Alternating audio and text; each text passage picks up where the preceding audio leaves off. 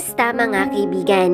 Isang kwentong muli ang aking ibabahagi sa inyo na tiyak na kapupulutan nyo ng aral. Pero kung bago ka pa lang sa aking channel, ay pakilike po ng ating video. Pakiclick ng subscribe button, gayon din ang bell icon para lagi po kayong updated sa mga parating pa na upload.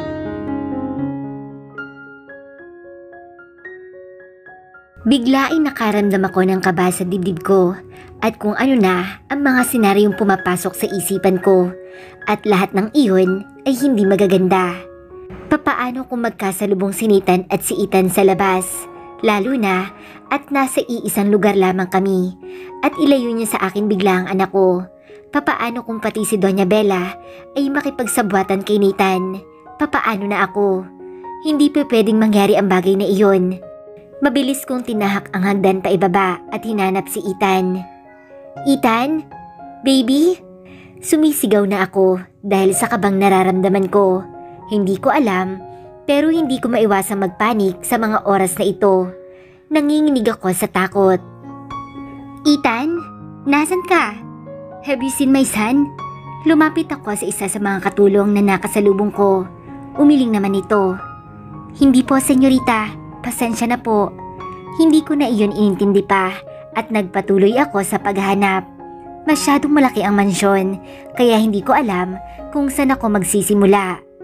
Nagtungo rin ako sa dining room at umaasang nandoon ang anak ko, lalo na at mahilig din kumain ang isang iyon.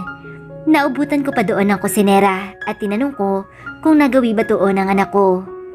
Wala po, senyorita. Pasensya na po. At katulad sa naunang katulong, ay iyon din na naging tugon nito sa akin. Naihilamos ko naman ang palad ko sa aking mukha at napailing. Hindi ko rin namalayang naiiyak na ako. Isabella, please, calm down. Bumaling ang paningin ko kay Fiero nang mamalayan kong nakasunod pa rin ito sa akin. Sinamaan ko ito ng tingin at saka ako muling nagtungo sa living room. Isabella, naramdaman ko ang paghawak nito sa palapulsuhan ko.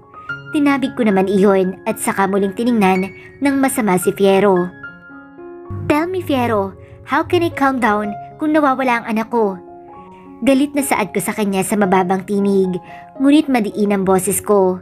Kahit gusto ko magwala ay ayaw ko pa rin makakuha ng atensyon ng tao dito sa asyenda. He's not missing. Naririto din si Ethan sa asyenda. Paano siyang mawawala? Shut up! You don't know anything, Fiero. Hindi mo alam kung ano ang nakaraan ko sa mansyon na ito, kaya wag kang magsasalita. Inis kong pinunasan ang luha ko. Nathan is here. Nandirito ang walang kwentang pinagmula ng anak ko at papaano kung nagkasalubong sila nang lumabas ang anak ko.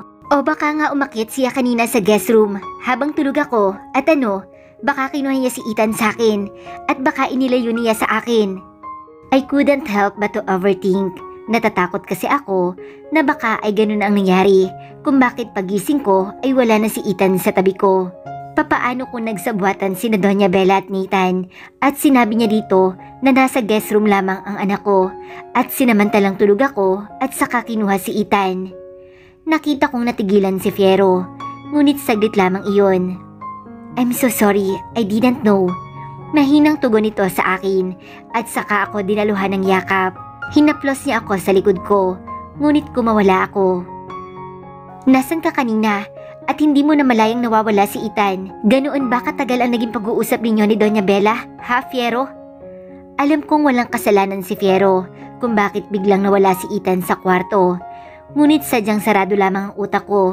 At total, siya naman ang dahilan kung bakit nandito ang anak ko. Siya talaga ang sisisihin ko. Narinig ko naman ang pagbuntong hininga nito. I'm sorry. Doña Bella and I talked to the library. After that, ay inihatid na din ako kanina sa guest room ng maid. Nakatulog din ako, marahil sa panahon. I'm sorry, Isabella. Mababa ang sambit ng baritonong boses nito. Ang berde nitong mga mata ay direktang nakatingin sa akin. Hindi ako naimik doon. Nag-iwas na lang ako ng tingin sa kanya. Gusto ko siyang tanungin kung tungkol ba saan ang pinag-usapan nila ni Doña Bella. Ngunit sa tingin ko ay hindi iyon ang tamang oras para gawin ko iyon. Napabuntong hininga ako. Kailangan na nating mahanap si Ethan at nang makauwi na tayo, Fiero. Ayaw ko nang magtagal sa lugar na ito, lalo na at kasama natin ang anak ko. Hanapin mo siya sa labas at ako maghahanap sa loob ng mansyon. Saad kong hindi pa rin nakatingin sa kanya. Nilagpasan ko ito at saka ako pumanhik sa hagdan. Hindi ko na hinintay pa ang magiging tugon niya sa akin. Agad akong dumiretso sa kwarto ni Nathan at kinatok iyon. Nathan, buksan mo to. Open this door at baka tinatago mo lang dyan ang anak ko. Mababa ang boses na saad ko. Sunod-sunod ang pagkatok ko at dahil sa galit ko ay halos gibain ko na iyon. Nathan, ani ko pa. Nakakuyom na ang kamao ko sa galit, lalo na at nangangati na ang palad kong padapuin iyon sa kanya. Iha, what are you doing there? Bigla ay narinig ko ang boses ni Doña Bella. Kaya naman ay agad ko itong nilingon. Blanko ang itsurang lumapit ako sa Doña. Wala na si Ethan sa tabi ko pagkagising ko, Doña Bella. Wala rin siya sa baba at sa kusina. Kalmado pa rin ang boses ko sa kabila ng galit na nararamdaman ko sa dibdib ko. Umarko naman ang kanang kilay nito. Ang ibig mo bang sabihin, Isabela, ay nakinita ng anak mo? Walang ibang pwedeng kumuha dito kay Ethan, kundi siya lang, Doña Bella. O baka naman, nagsabwatan kayo at itinakas na noon ang anak ko. Paratang ko nga dito. Alam kong below the belt na masyado ang sinabi kong iyon. Ngunit kung hindi ko naman sasabihin iyon, ay papaano ako makakakuha ng sagot sa kanya? Mas mabuti nang alam nila na hindi na ako katulad noon, na basta-basta na lang nalilinlang katulad ng ginawa sa akin ni Nathan. Nailing naman ng Doña Bella. Iha, hindi ko magagawa yung sinasabi mo. Oo, tinanggap ko muli si Nathan sa asyenda. Pero hindi ako mag-iisip na gawin ang bagay na katulad na ilayo sa iyo ang anak mo. Hindi ko ipagkakait ang karapatan mo sa bata. At gusto kong mangyari ang pagsikapan ni Nita na makuha ang loob mo para bumalik kayo sa kanya at mabuo kayo bilang pamilya. Hindi ako nakaimik. Kapag kuwan ay sarkastiko akong napangisi. Doña Bella, mawalang galang na ho, pero hindi mangyayari ang sinasabi ninyo. Bakit kami babalik ng anak ko kay Nathan? Sa totoo nga ho niyan, ay plano kong ipawalang bisa ang kasal namin ng apo ninyo para totoong makalaya na ako sa kanya. At bakit naman gusto ni Nathan na mangyari ang bagay na iyon? Parang natatandaan ko pa noon na galit siya sa akin at pinakasal kaming dalawa. At ngayon, ano pang dahilan para maghabol ito? Anong kalokohan iyon? Iha, tila nagulat ito sa naging turan ko. Sinubukan pan lumapit sa akin ni Doña Bella at pinisil ang kamay ko. Napatingin naman ako doon at kapag kuwan ay napaatras ako. Marahan kong inalis ang pagkakahawak niya sa akin. Pasensya na ho pero napaka-imposible talaga ng gusto ninyo. Ani ko at tinalikuran na ito. Muli akong nagtungo sa harapan ng kwarto ni Nathan at pinagkakatok iyon. Buksan mo ang pintuan, Nathan. Ilabas mo ang anak ko. Saad ko. Iha, Isabela, wala riyan ang asawa mo. Kanina pang umagang hindi bumabalik. Magmula nang ihatid kayo rito. Muli ay napalingon ako kay Doña Bella nang marinig ko ang boses nito. Nagsalubong ang magkabilang kilay ko. Nailing ako. Kung ganoon, nasaan ang anak ko? Pabulong na sambit ko. We can check the CCTV. Pero, nakita mo ba si Ethan? Ani ko at nilagpasan si Doña Bella nang saktong makita kong papalapit sa amin si Fiero. Ni hindi ko na rin naintindihan ang sinasabi ni Doña Bella dahil doon. Napabuga ito ng hangin at napailing. I'm sorry, pero wala si Ethan sa labas. Nakatungong saan dito. Kung ganoon, saan nagpunta ang anak ko? Nag-aalalang sambit ko at muling hinarap si Doña Bella na ngayon ay nakalapit na sa amin. Sigurado ba talaga kayong wala dyan si Nathan? We can check the CCTV. Imbes na sagutin ang tanong ko, iyon na naging tugon niya sa akin. Follow me. Dinaluhan naman ako ni Fiero at walang imik na sinundan namin si Doña Bella. Pagdating doon sa loob ng kwarto, ay isa sa tauhan ni Doña Bella ang tumingin doon.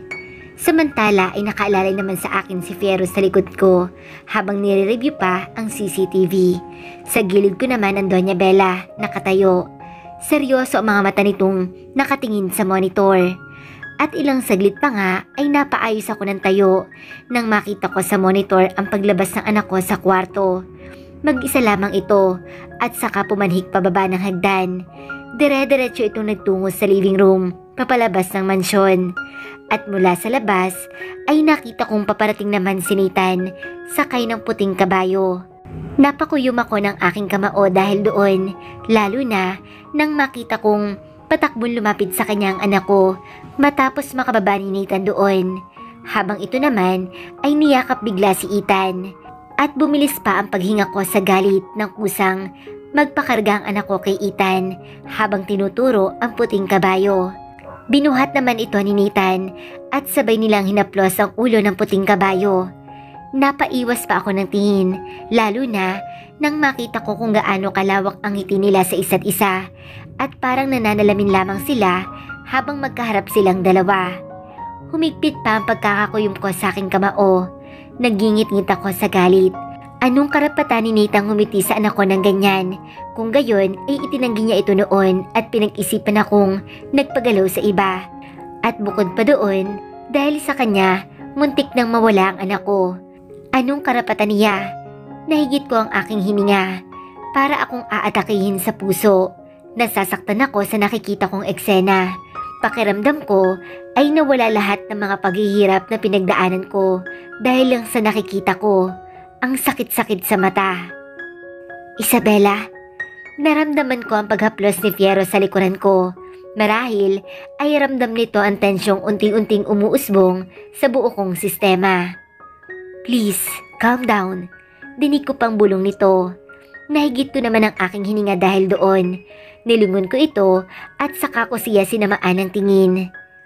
Papaano ako kakalma kung ganyang eksena makikita ko, Fiyero?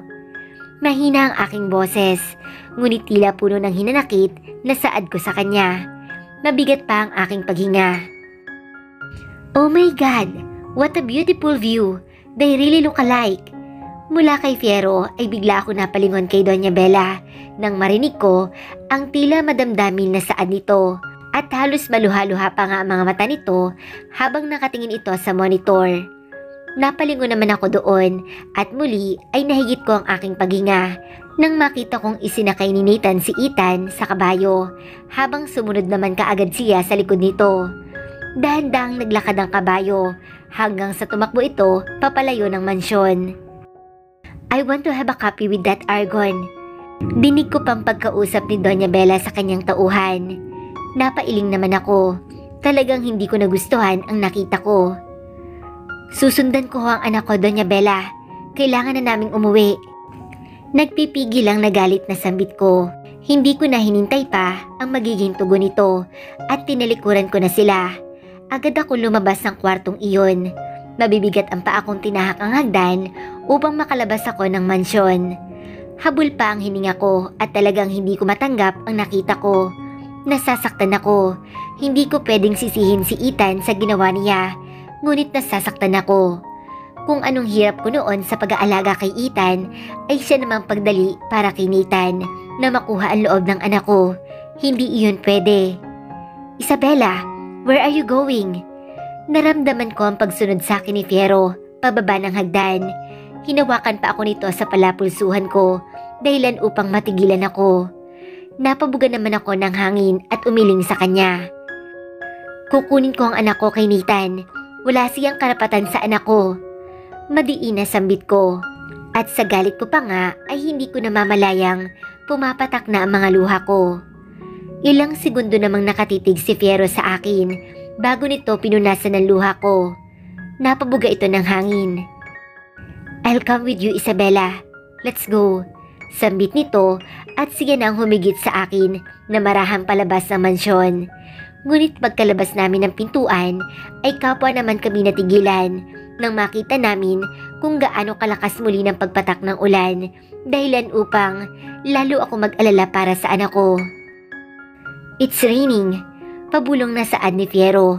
Ang mga mata nito ay nakatuon sa labas. Nailing ako at muli ay napabuga ng hangin. Wala akong pakialam kung malakas ang ulan. Kailangan kong mapuntahan ng anak ko. Tinangka kong sumuong sa ulan, ngunit hindi pa man ako tuluyang nakakalabas, ay siya namang naramdaman kong paghawak ni Fiyero sa palapulsuhan ko. "Where do you think you are doing, Isabela? Umuulan ng malakas." Madiin na sambit nito at muli akong iginiya papasok. "Fiyero," nahigit ko ang aking paghinga. "Kailangan ko mapuntahan si Ethan. Malakas ang ulan." Nailing naman ito. "No, you will stay here. Hindi pa pwedeng sumuong ka na lang basta sa ulan. You have a photo shoot tomorrow. Hindi pwedeng magkasakit ka." "Fiyero, sa tingin mo ba, mas mahalaga pa sa akin ang trabaho na yon kumpara sa anak ko? Kailangan ko siyang mapuntahan ngayon na." At sa pangalawang pagkakataon ay muli kong sinubukang sumuong sa ulan, ngunit pinigilan pa rin ako ni Fiyero. "No, Isabela, masyadong malawak ang lupain ng hasyenda. Mahihirapan ka lang hanapin sila, lalo na at magagabi na. Papaano kung nakabalik na sila dito at hindi mo sila nakita at ikaw ay naghahanap pa? Mas lalo tayo matatagalan dito." Natigilan ako sa sinabing iyon ni Fiyero, lalo na at may punto siya, ngunit ayoko na aminin ko iyon sa kanya. Nag-iwas ako ng tingin at mula sa mabilis kong paghinga, paunti-unti akong kumakalma. "Just be calm, at sa tingin ko naman, hindi pa babayaan na lalaking iyon si Ethan." Dagdag pang sambit ni Fiyero. Sana nga ay kahit ngayon lang ay magpakaama siya at wag na wag hahayaan ni Nathan na mapahamak ang anak ko. Dahil kapag nangyari iyon ay baka hindi ko nakayanin pa at baka ano pang magawa ko sa kanya. For now, let's wait inside. Hayaan mo ang Doña Bella ang mag-utos sa mga tauhan niya upang sundan sina Ethan. O kung gusto mo, tayo na lang mismo ang maghanap sa kanila mamaya. Hintayin lang nating tumila ang ulan. Nathan just couldn't believe it. Pakiramdam niya ay nananaginip lamang siya at nasa alapaap. Is it really true? Totoo bang nasa harapan niya ngayon ang anak nila ni Isabela? Anong ginagawa nito dito? Hindi ba at mag-isa lang si Isabela kanina nang magtungo sila dito sa hasyenda? At ngayon na sobrang lapit nito sa kanya ay hindi niya maiwasang mamangha. They really look alike. Pareho ang kulay ng kanilang mga mata, ang ilong at ang bibig nito halos sa kanya. Kaya sigurado siya na kanya talaga ang batang ito. "Hi, mister. There's a white horse. It's so beautiful." Muling saad nga ng bata sa kanya nang tuluyan itong makalapit sa kanya. Ngunit imbes na kausapin ng bata, ang unang ginawa ni Nathan ay dinaluhan ito ng yakap.